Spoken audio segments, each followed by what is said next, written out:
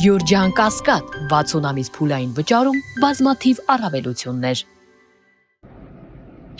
Բարև ձեզ սիրելի հայրենակիցներ, ինչպես եւ կանխատեսվել էր, վերջին 2 օրերին մեր երկիրը գտնվում էր միջերկրական ծովից ներթափանցած ցիկլոնի ազդեցության գոտում, ինչի արդյունքում հանրապետության առանձին հատվածներում դիտվեցին կարճատև անձրևներ։ Բայց առաջիկա ժամերից սկսած այդ ցիկլոնը ամբողջությամբ դուրս կգա Հայաստանի տարածքից, այն իր տեղը կրկին զիջում է հարավ-արևմուտքից ներթափանցող տակոտային հոսանքներին, որոնք մինչև ամսվա վերջին օրերը կմնան Հայաստանի տարածքում։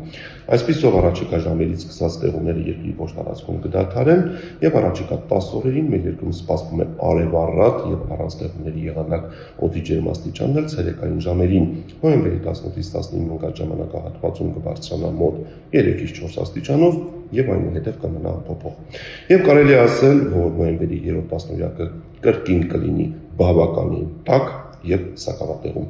Այսպիսին է շրջակա միջավայրի նախարարության հիդրոմեթեորոլոգիական կանխատեսումները, լավ մնացեք։